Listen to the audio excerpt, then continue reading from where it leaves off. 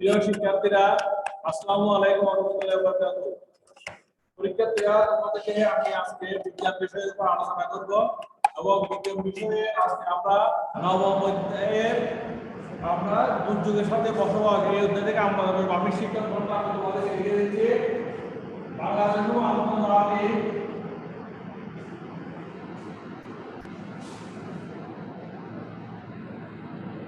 প্রেক্ষাপটে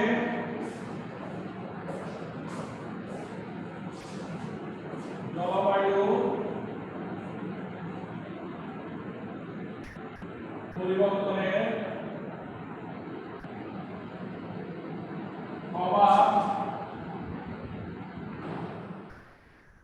বিশ্লেষণ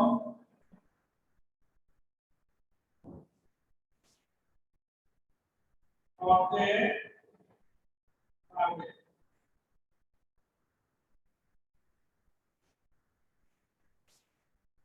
আজকে আমরা এই অধ্যায়ের পর আমরা আলোচনা করব।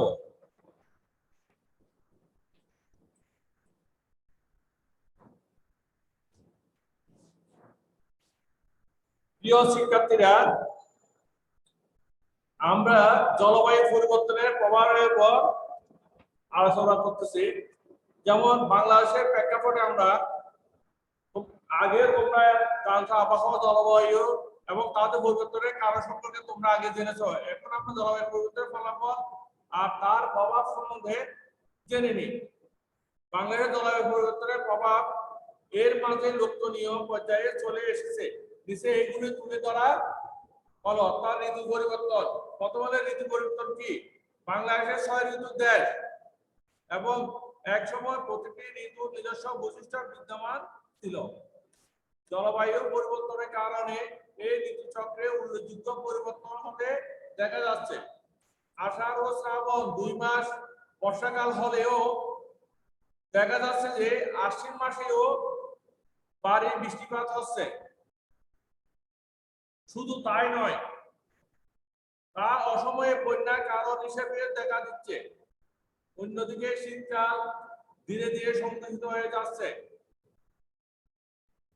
এটিও লক্ষণীয় যে গ্রীষ্মকালে অনেক বেশি গরম পড়ছে এবং মাঝে মাঝে দেশের কোনো কোনো এলাকায় দিনের তাপমাত্রা 45 ডিগ্রি সেলসিয়াস থেকে 48 ডিগ্রি সেলসিয়াস পর্যন্ত উঠে যাচ্ছে। অন্যদিকে শীতের সময় কখনো কখনো তাপমাত্রা অনেক বেশি কমে যাচ্ছে। অস্বাভাবিক এই গরম আর শীতের কারণে কোথাও কোথাও প্রাণহানি পর্যন্ত ঘটছে।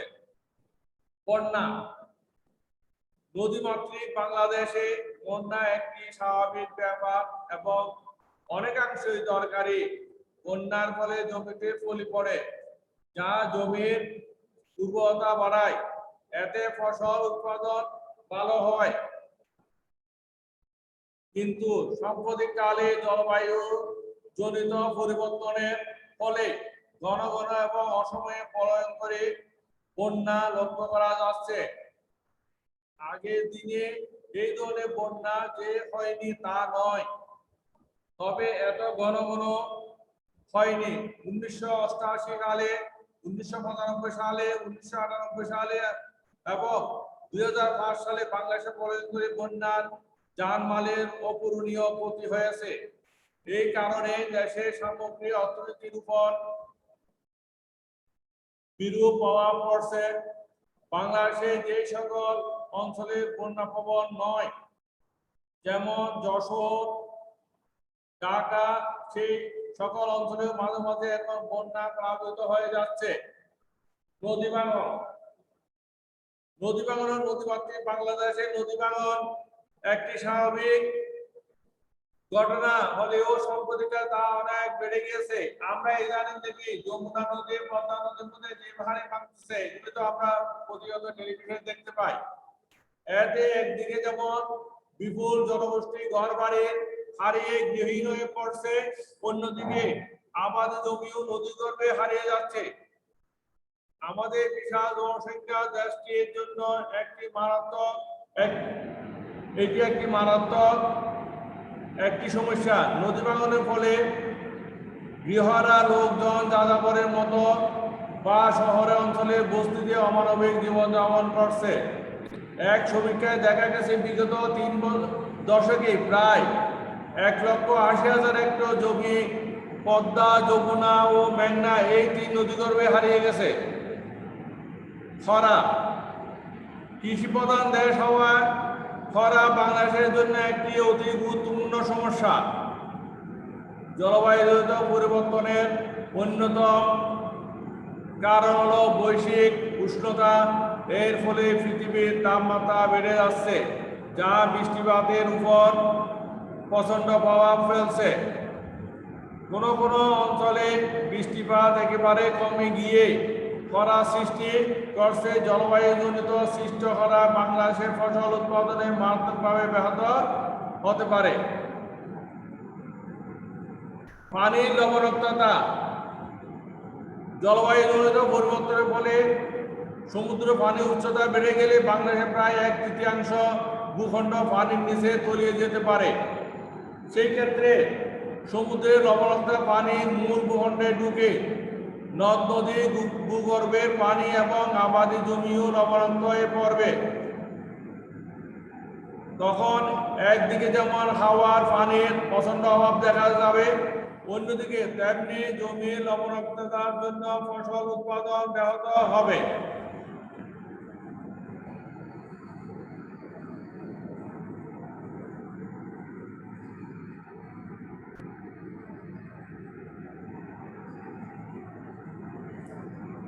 অতি সাম্প্রতিক কালের তথ্য অনুযায়ী বাংলাদেশের দক্ষিণ পশ্চিমাঞ্চলের প্রায় 3,80,000 হেক্টর জমি লবণাক্ততার কারণে কৃষি অনুপযোগী হয়ে পড়েছে। কাজেই জলবায়ুর পরিবর্তনের ফলে লবণাক্ত পানির কারণে বাংলাদেশে ভয়াবহ খাদ্য ঝুঁকিতে পড়তে পারে। বিশেষজ্ঞদের মতে যদি কোনো উদ্যোগ নেওয়া না হয় তাহলে জলবায়ু পরিবর্তনজনিত কারণে 2021 সালের মধ্যে 30% খাদ্য উৎপাদন হ্রাস পাবে। 2050 সাল নাগাদ চাল আর গম উৎপাদন যথাক্রমে 8.8% এবং 32% হ্রাস পাবে, অর্থাৎ শতকরা 8.8 এবং 32% হ্রাস পাবে। বাংলাদেশের দক্ষিণ পশ্চিমাঞ্চলীয় উপকূলীয় বাগেরহাট, খুলনা, সাতক্ষীরা জেলার প্রায় 13% অর্থাৎ 13% কৃষি জমি এর মাঝে লবণাক্ততার শিকার হয়ে গেছে। 2050 সাল নাগাদ তা 16% অর্থাৎ 16% এবং 21 সাল নাগাদ সেটি শতকরা 18% পৌঁছাবে। সামুদ্রিক প্রবাল ঝুঁকি, সামুদ্রিক প্রবাল তাপমাত্রার প্রতি খুব সংবেদনশীল। সাধারণত 22 থেকে 28 ডিগ্রি সেলসিয়াস তাপমাত্রা প্রবালে জীবনযাপনের জন্য উপযোগী। এই তাপমাত্রা 1 থেকে 2 ডিগ্রি বেড়ে গেলে তাপ প্রবালের জন্য মারাত্মক হুমকি হিসাবে কাজ করে।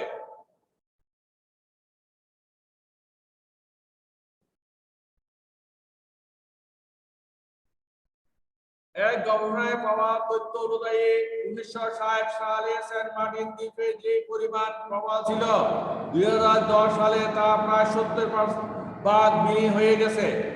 উল্লেখযোগ্য বিষয় হচ্ছে এই ক্ষেত্রে পানির তাপমাত্রা বৃদ্ধি ছাড়াও পরিকল্পিত ব্যবস্থা না থাকা এর অন্যতম কারণ।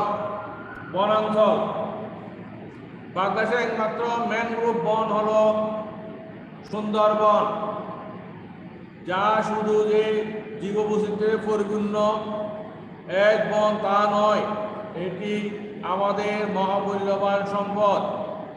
আমাদের জাতীয় অর্থনীতিতে যথেষ্ট গুরুত্ব রয়েছে। এছাড়া এই অঞ্চলে সাইক্লোন, হারিকেন প্রতিরোধে এই সুন্দরবন রক্ষা কবচ হিসেবে কাজ করে। সাম্প্রতিককালে ঝড়ে এর বড় একটি অংশ ক্ষতিগ্রস্ত হয়েছে। গবেষণাগারে দেখা গেছে যে সমুদ্রের পানির উচ্চতা যদি 45 সেন্টিমিটার বাড়ে তাহলে আমাদের একমাত্র এই ম্যানগ্রোভ বনের বা 75 পানির নিচে তলিয়ে যাবে। আর যদি সমুদ্র পৃষ্ঠ উচ্চতা 1 মিটার বাড়ে তাহলে প্রায় পুরো সুন্দরবনে এবং এর জীববৈচিত্র্য ধ্বংস হয়ে যাবে, তখন আর সুন্দরবন থাকবে না। প্রিয় শিক্ষার্থীরা, এখন আমি মৎস্য সম্পদ সম্বন্ধে আলোচনা করব। এক সময় বাংলাদেশে নদ-নদী, পুকুর কিংবা বিলে প্রচুর মাছ পাওয়া যেত। নদীমাতৃক বাংলাদেশের অনেক নদীতে এখন আর আগের মতো পর্যাপ্ত মাছ পাওয়া যায় না। জলবায়ু পরিবর্তনের ফলে মাছের বাসস্থান, খাদ্য সংগ্রহ এবং জৈবিক নানা প্রক্রিয়া ব্যাঘাত ঘটে। এমনকি মাঝে মাঝে মাছও মারা যায়। অনেক মাছ এবং মাছের পোনা পানির তাপমাত্রা 32 ডিগ্রি সেলসিয়াস বেশি হলে মরে যায়। যেহেতু উচ্চ তাপমাত্রা 35 ডিগ্রি সেলসিয়াস রোগ জীবাণু জন্মাতে সাহায্য করে, তাই তাপমাত্রা বেড়ে গেলে মাছের রোগ সংক্রমণ বেশি হয় এবং মাছের মোড়ক লাগে। এছাড়া লবণাক্ত পানি মূল ভূখণ্ডে মিঠা পানিতে ঢুকে পড়লে মিঠা পানির মাছও আর বাঁচতে পারে না। প্রিয় শিক্ষার্থীরা, এখন তোমাদের স্বাস্থ্য ঝুঁকি সম্বন্ধে আমি আলোচনা করব। স্বাস্থ্য ঝুঁকিটা কি? জলবায়ু জনিত পরিবর্তন ফলে ঘন ঘন ভয়ঙ্কর বন্যার মারাত্মক পানি দূষণ হয় এবং পানিবাহিত নানান ধরনের রোগ, বিশেষ করে কলেরা ও ডায়রিয়া প্রাদুর্ভাব ঘটে। অসময়ে বন্যা হওয়ার কারণে ফসলের ক্ষতি হয়, খাদ্য উৎপাদন ব্যাহত হয়, যা খাদ্য ঘাটতি সৃষ্টি করে। পানির মতো বায়ুমণ্ডলীয় তাপমাত্রা বাড়লে রোগ জীবাণু বেশি জন্মাবে এবং নানা রকম রোগ সংক্রমণ বেড়ে যাবে।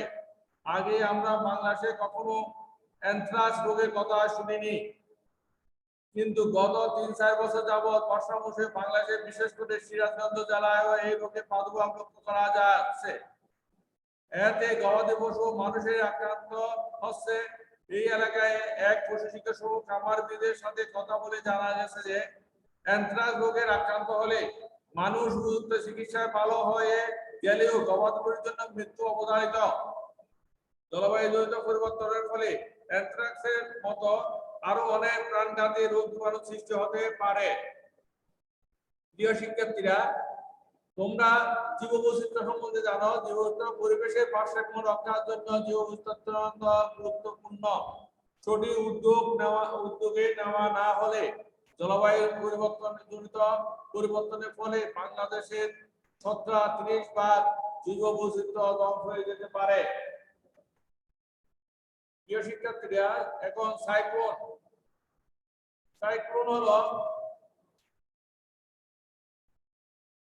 সাইক্লোনের মতো ভয়াবহ প্রাকৃতিক দুর্যোগ আরো ঘন ঘন এবং অনেক বেশি ধ্বংসাত্মক আকার ধারণ করবে। এই বিষয়ে এই অধ্যায়ে তোমরা আরো বিস্তারিত জানবে। এখন আন্তর্জাতিক প্রেক্ষাপটে আমরা এই যে দুর্যোগের বসবাস সম্বন্ধে আমরা জানবো। এখন জলবায়ু পরিবর্তন সংক্রান্ত প্রভাব মূল্যায়নের জন্য গঠিত ইন্টারগভর্নমেন্টাল প্ল্যান অন ক্লাইমেট চেঞ্জ, সংক্ষেপে আইপিসিসি, এর চতুর্থ মূল্যায়ন রিপোর্টে AR4 অনুযায়ী জলবায়ু জনিত পরিবর্তনের প্রভাব অনেক মারাত্মক এবং তা ধীরে ধীরে বেড়ে চলেছে। পৃথিবীর তাপমাত্রায় গত 100 বছরে প্রায় 0.7 ডিগ্রি সেলসিয়াস বেড়েছে। 1961 সাল থেকে 2003 সালের মধ্যে সমুদ্রপৃষ্ঠের উচ্চতা গড়ে প্রতি বছরে 1.8 সেন্টিমিটার করে বেড়েছে। ইতিমধ্যে পাহাড় পর্বতে জমে থাকা বরফের পরিমাণ অনেক কমে গেছে।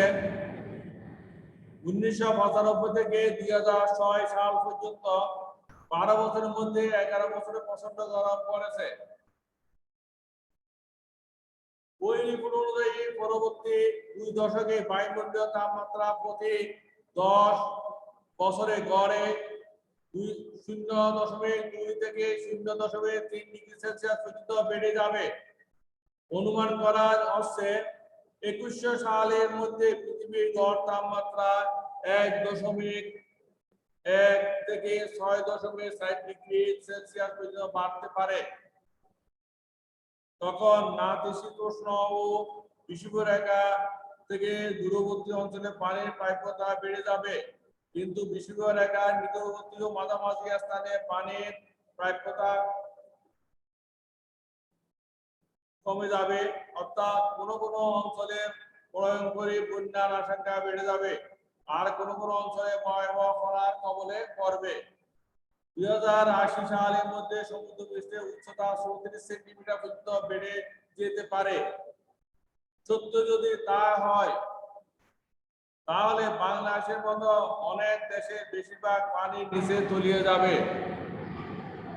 তোমরা কি জানো, মালদ্বীপ ও ভারতের কিছু অংশ ইতিমধ্যে পানিতে ডুবে গেছে। বিগত কয়েক বছরে সাইক্লোন, টাইফুন, হারিকেন এইরকম প্রাকৃতিক দুর্যোগে অনেক বেড়েছে। ভবিষ্যতে তা আরো প্রকট হওয়ার আশঙ্কা আছে। ভয়ঙ্করী ঘূর্ণিঝড় আইলা, সিডর, নার্গিস, ক্যাটরিনার কথা আমরা সবাই জানি। এই ধরনের ভয়াবহ দুর্যোগ আরো ঘন ঘন হবে এবং তার মাত্রা আরো ভয়ানক হতে পারে।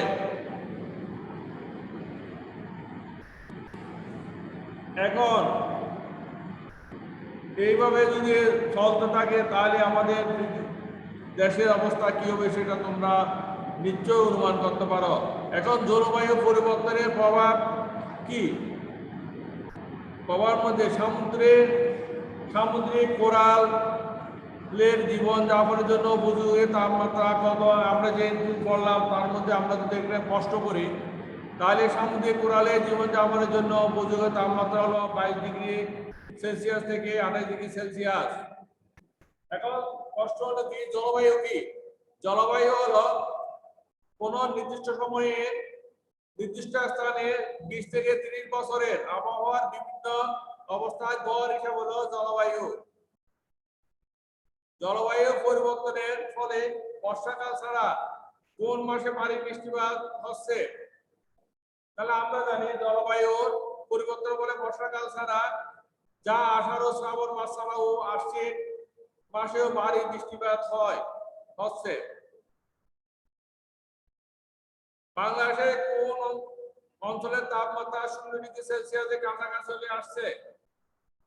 জলবায়ু পরিবর্তন করে বাংলাদেশের উত্তরাঞ্চলের শীতকালে তাপমাত্রা 0 ডিগ্রি সেলসিয়াসের কাছাকাছি চলে আসছে। বাংলাদেশে কত সালে প্রলয়ঙ্করী বন্যা দেখা গেছে? বাংলাদেশে প্রলয়ঙ্করী বন্যা দেখা গেছে 1986 সাল, 1995 সাল, 1998 সাল ও 2005 সালে। জলবায়ু পরিবর্তনের ফলস্বরূপ কোন কোন অঞ্চলে প্লাবিত হচ্ছে? জলবায়ু পরিবর্তনের ফল হিসেবে বাংলাদেশের বন্যায় মুক্তাঞ্চল, যশোর, ঢাকা ইত্যাদি প্লাবিত হচ্ছে। কোন প্রাকৃতিক দুর্যোগকে বাংলাদেশের স্বাভাবিক দুর্যোগ? কোন প্রাকৃতিক দুর্যোগকে বাংলাদেশের স্বাভাবিক দুর্যোগ? বন্যা ও নদী ভাঙন বাংলাদেশের স্বাভাবিক দুর্যোগ। বিগত 3 বছরে কত হেক্টর জমি নদীগর্ভে বিলীন হয়েছে? প্রায় 1,80,000 হেক্টর জমি শুধু পদ্মা, যমুনা, মেঘনা এই 3 নদীগর্ভে বিলীন হয়েছে। বাংলাদেশের দক্ষিণ পশ্চিমাঞ্চল উপকূলীয় অঞ্চলের কৃষি ভূমিতে লবণাক্ত হওয়ার কত? বাংলাদেশের দক্ষিণ পশ্চিমাঞ্চল উপকূলীয় খুলনা ও বাগেরহাটের প্রায় জেলায় প্রায় 13 কৃষি জমির লবণাক্ত শিকার। 2010 সাল পর্যন্ত কতবার কোরাল বিলীন হয়ে গেছে? 2010 সালে সেন্ট মার্টিন দ্বীপের 70% অর্থাৎ 70% কোরাল বিলীন হয়ে গেছে। প্রবালে বেঁচে থাকার উপযোগী তাপমাত্রা কত?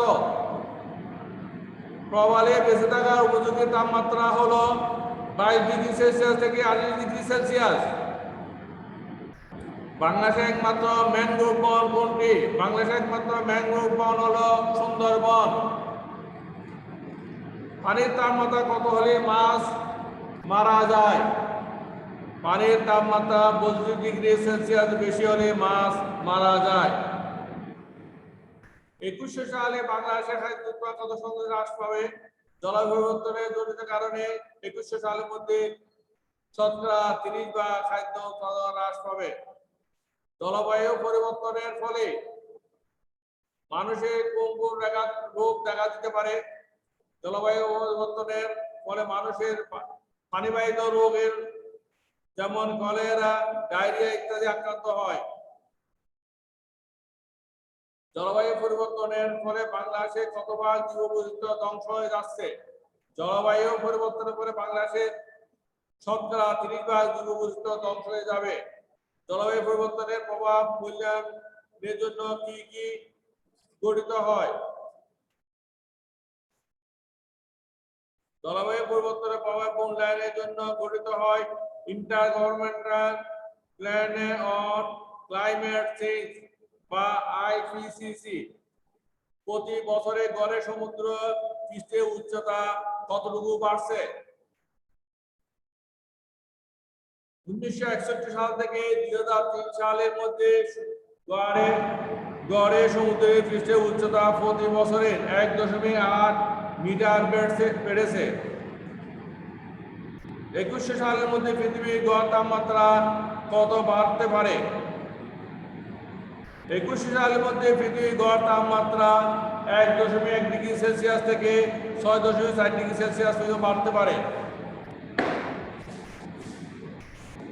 গত 100 বছরে পৃথিবীর তাপমাত্রা কত বৃদ্ধি পেয়েছে? গত 100 বছরের মধ্যে পৃথিবীর তাপমাত্রা প্রায় 0.74 ডিগ্রি বৃদ্ধি পেয়েছে।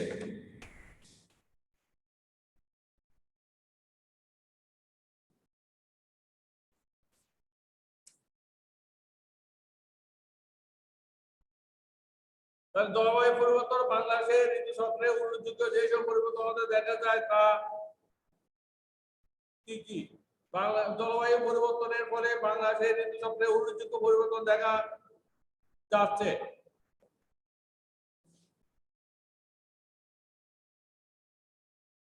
আষাঢ় ও শ্রাবণ 2 মাস বর্ষাকাল হলেও বর্তমানে আশ্বিন মাসেও ভারী বৃষ্টিপাত হতে দেখা যায়, যার ফলে বন্যায় রূপান্তরিত হচ্ছে। অন্যদিকে শীতকাল সংকুচিত হয়ে যাচ্ছে, আবার গ্রীষ্মকাল অতিরিক্ত গরম আর শীতকালে কখনো কখনো অতিরিক্ত শীত পড়ছে। বাংলাদেশে গ্রীষ্মকালে গরম অনেক বেশি পড়ছে কেন? জলবায়ু পরিবর্তনের ফলে বাংলাদেশের ঋতুচক্রে উল্লেখযোগ্য পরিবর্তন দেখা যাচ্ছে। গ্রীষ্মকালে মাঝে মাঝে দেশের কোনো কোনো এলাকায় দিনের তাপমাত্রা 45 ডিগ্রি থেকে 48 ডিগ্রি পর্যন্ত উঠে যাচ্ছে, ফলে গ্রীষ্মকালে গরম অনেক বেশি পড়ছে। নদী প্রশিক্ষণ বলতে কি বোঝায়? নদী প্রশিক্ষণ নদী ভাঙন প্রতিরোধের জন্য নদীর দুই পাশে বা এক পাশে বালি, সিমেন্ট বস্তা বা পাথরে ফেলা হয়। নদীর পার রক্ষার্থে এই ধরনের পদ্ধতিগুলো নদী প্রশিক্ষণ নামে পরিচিত, যার মাধ্যমে নদী ভাঙনের পরিমাণ কম হয়। জলবায়ু পরিবর্তনে মিঠে পানি লবণতা বাড়ে কেন? জলবায়ু পরিবর্তনের কারণে হিমালয়ে বরফ গলে যাচ্ছে, ফলে সমুদ্রের পানির উচ্চতা বেড়ে গিয়ে তা মিঠা পানির উৎস নদ নদী, পুকুর, খাল ও ভূগর্ভস্থ পানি ঢুকে পড়ছে। এই কারণে জলবায়ু পরিবর্তনে মিঠা পানির লবণতা বাড়ে। সামুদ্রিক প্রবাল ঝুঁকি বলতে কি বোঝায়? এগুলি তোমরা ভালো করে যেগুলো পড়াইলাম সেগুলোর মধ্যে তোমরা পাবে। তাহলে এখন কেন সামুদ্রিক প্রবাল বিলীন হয়ে যাচ্ছে? আমি আগেও তোমাদেরকে আলোচনা করেছি। সামুদ্রিক প্রবাল তাপমাত্রা প্রতি খুব সংবেদনশীল। সাধারণত 22 ডিগ্রি থেকে 28 ডিগ্রি সেলসিয়াস তাপমাত্রা প্রবালে জীবনযাপনের জন্য উপযোগী। এর থেকে বেড়ে গেলে বা কমে গেলেও তা খুব ঝুঁকিতে পড়ে যায়। মারাত্মক এই তাপমাত্রা 1 ডিগ্রি বা 2 ডিগ্রি বেড়ে গেলে বা তাপের প্রভাবে তার জন্য মারাত্মক হুমকি হিসেবে কাজ করে। এক গবেষণা প্রাপ্ত তথ্য অনুযায়ী 1960 সালে সেন্ট মার্টিন দ্বীপে যে পরিমাণ প্রবাল ছিল, 2010 সালে তা প্রায় শতকরা 70 বা কমে বিলীন হয়ে গেছে। সুতরাং বলা যায় যে জলবায়ু পরিবর্তনের কারণে সামুদ্রিক প্রবাল বিলীন হয়ে যাচ্ছে।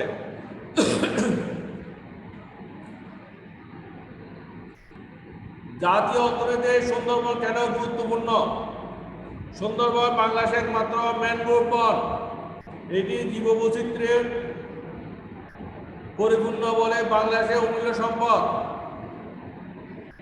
এছাড়াও সুন্দরবনের এই অঞ্চলে সাইক্লোন, হারিকেন ইত্যাদি রক্ষা কবচ হিসেবে কাজ করে। তাই জাতীয় অর্থনীতিতে সুন্দরবন যথেষ্ট গুরুত্ব রয়েছে।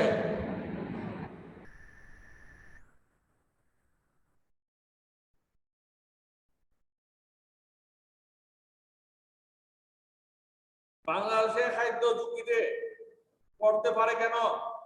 জলবায়ু পরিবর্তনের ফলে সমুদ্রের পানি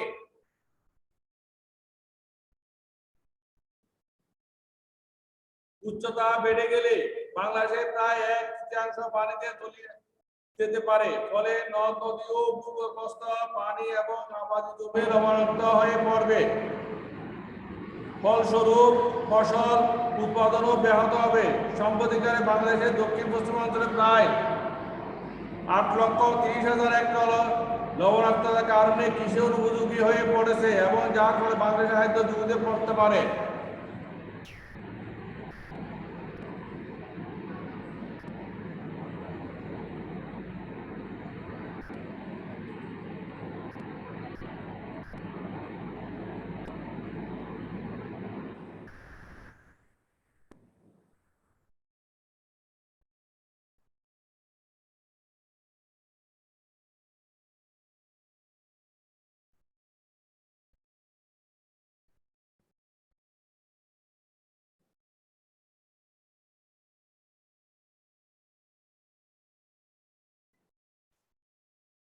জলবায়ু পরিবর্তনের স্বাস্থ্য ঝুঁকিগুলি উল্লেখ করো। জলবায়ু পরিবর্তন মানে স্বাস্থ্য ঝুঁকিগুলি হলো পানিবাহিত রোগ, কলেরা, ডায়রিয়া ইত্যাদি এবং অ্যানথ্রাক্সের মতো প্রাণঘাতী রোগ, জীবাণু এমনকি দুর্ভিক্ষও হতে পারে।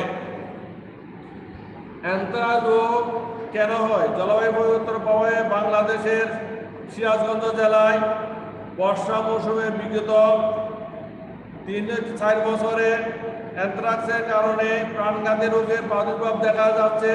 এতে মানুষ ও গবাদি পশু আক্রান্ত হয়। মানুষ উপযুক্ত চিকিৎসায় ভালো হলেও গবাদি পশুর মৃত্যু অবধারিত।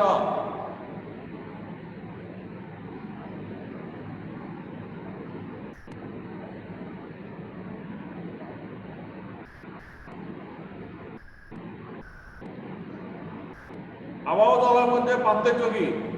আবহাওয়া হলো কি কোনো একটি নির্দিষ্ট স্থানে প্রতিদিনের বায়ু চাপ, আর্দ্রতা ও বৃষ্টিপাতের গড় অবস্থা।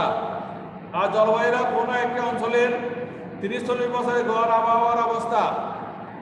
2 নম্বর, আবহাওয়া উপাদানগুলো নিত্য পরিবর্তনশীল। আর জলবায়ু সব স্থানের জলবায়ু বৈশিষ্ট্য একরকম নয়। মাছে ভাতে বাঙালি কথাটি যথার্থতা নেই কেন? আমরা একসময় বলতাম মাছে ভাতে বাঙালি। নদীমাতৃক দেশ হওয়ায় আগে আমাদের দেশে প্রচুর মাছ পাওয়া যেত, যে কারণে আমাদের মাছে ভাতে বাঙালি বলা হতো। কিন্তু বর্তমানে বিভিন্ন কারণে পানি দূষণ ও নদীর ভরাট হওয়ায় কারণে মাছের প্রাচুর্যতা অনেক কমে গেছে। এর ফলে চাহিদা অনুযায়ী মাছ পাওয়া যাচ্ছে না। এখানে মাছে ভাতে বাঙালি কথাটি যথার্থতা নেই।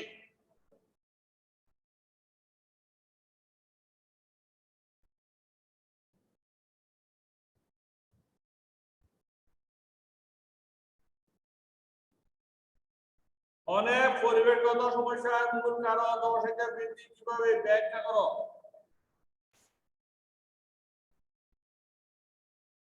1950 সালের পর থেকে শুধু জনসংখ্যা বৃদ্ধির কারণে শতকরা প্রায় 80% বনভূমি উজাড় হয়ে গেছে। ফলে হাজার হাজার বনজ গাছপালা ও জীবজন্তুর অস্তিত্ব বিলীন হয়ে গেছে। বাংলাদেশের হাজার হাজার একর আবাদি জমি নষ্ট হচ্ছে। শিল্প কারখানায় গড়ে উঠছে বর্ধিত জনসংখ্যা চাহিদা মেটানোর জন্য। তাই বলা যায় অনেক পরিবেশগত সমস্যার মূল কারণ জনসংখ্যা বৃদ্ধি। বৈশ্বিক উষ্ণায়নের কারণে ব্যাখ্যা করো। বৈশ্বিক উষ্ণায়ন বলতে পৃথিবীর গড় তাপমাত্রা ধীরে ধীরে বেড়ে যাওয়াকে বোঝায়। বৈশ্বিক উষ্ণতা মূল কারণ বায়ুমণ্ডলে কার্বন ডাই অক্সাইড গ্যাসের পরিমাণ বৃদ্ধি। এছাড়াও বায়ুমণ্ডলীয় ozone, methane, CFC, nitrous oxide গ্যাসের পরিমাণ বেড়ে যাওয়াও বৈশ্বিক উষ্ণতার ভূমিকা রাখছে। বৈশ্বিক উষ্ণতায় বৃদ্ধির ফলে সুন্দরবন কিভাবে ক্ষতিগ্রস্ত হবে? গবেষণায় দেখা গেছে যে বৈশ্বিক উষ্ণতা বৃদ্ধির ফলে সামুদ্রিক পানির উচ্চতা যদি 45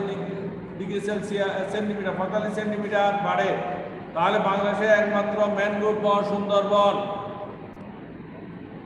75 বা পানির নিচে তলিয়ে যাবে।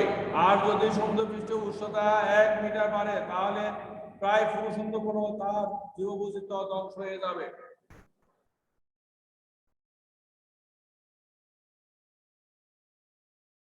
জলবায়ু পরিবর্তনে কোন কোন কারণগুলো তুমি বেশি ক্ষতিকর বলে মনে করো, ব্যাখ্যা করো। জলবায়ু পরিবর্তনের ফলে বৈশ্বিক উষ্ণতাকে সবচেয়ে বেশি ক্ষতিকর বলে আমি মনে করি। কারণ বৈশ্বিক উষ্ণতা হলো বায়ুমণ্ডলীয় carbon dioxide, ozone, methane, CFC, nitrous oxide ও জলীয় বাষ্প প্রভৃতি গ্রিন হাউস গ্যাসের পরিমাণ বেড়ে যাওয়া।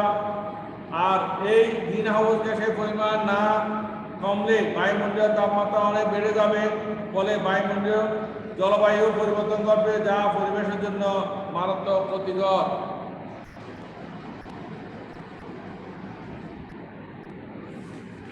প্রিয় শিক্ষার্থীরা, আমরা যে কতগুলো যে কারণগুলো উল্লেখ করলাম এবং আলোচনা করলাম, এগুলি তোমাদের কাজে আসবে এবং পরীক্ষার জন্য ভালো করে এগুলো অনুসরণ করতে হবে। আমি এর ভিতর আবার তোমাদেরকে কিছু বাড়ির কাজ, অর্থাৎ তোমরা অনুসরণ করবা, তোমরা যেহেতু এসএসসি পরীক্ষা দিবা, সেহেতু তোমাদের এগুলির উপর ভালো করে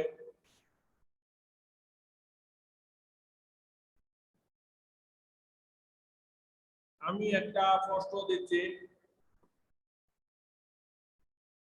প্রশ্নটা তোমরা লিখে নাও।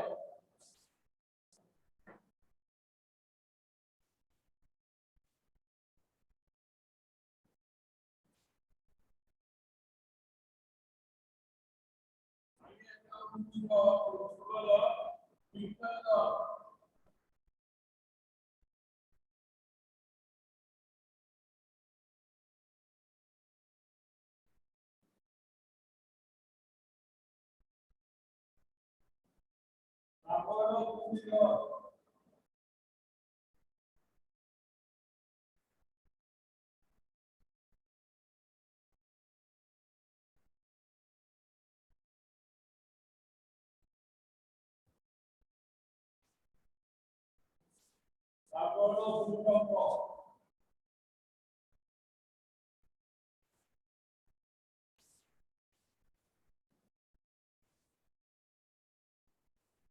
এই তিনটা ভূমিকম্প হলো এক, ঘূর্ণিঝড় হলো বি, ভূমিকম্প হলো সি। তাহলে এখানে এখন আমি প্রশ্ন দিচ্ছি,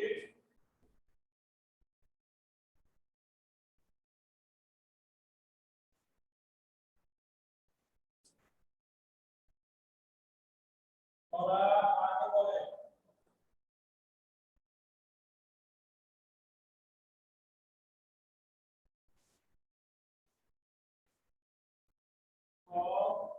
বায়ুমণ্ডলে কার্বন ডাই অক্সাইড।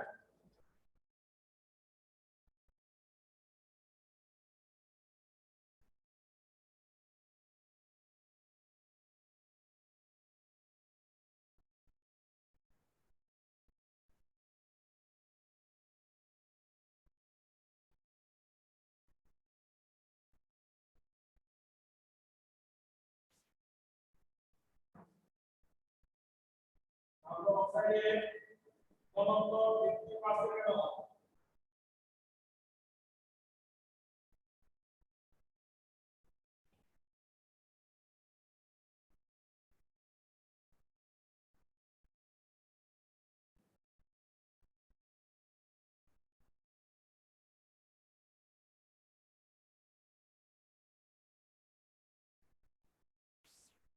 তিন নম্বর, পরিবেশের উপর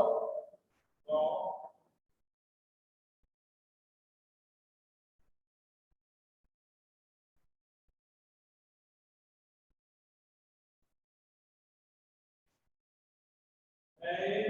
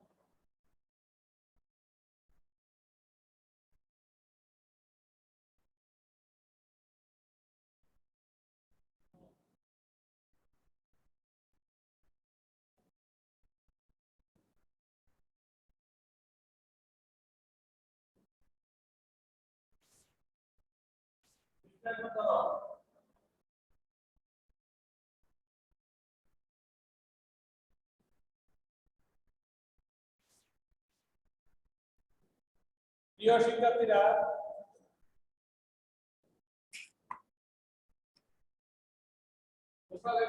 মধ্যে আমার নিদম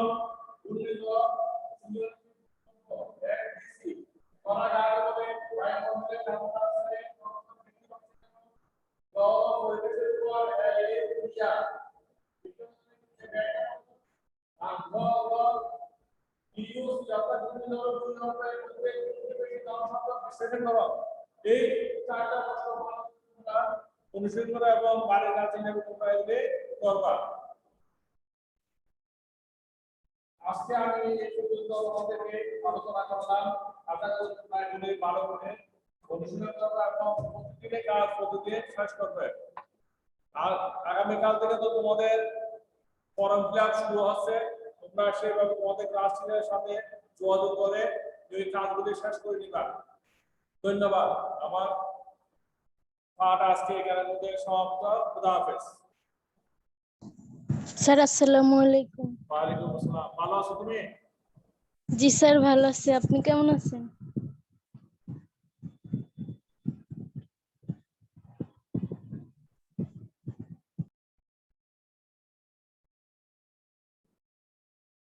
বন্ধ আছে না?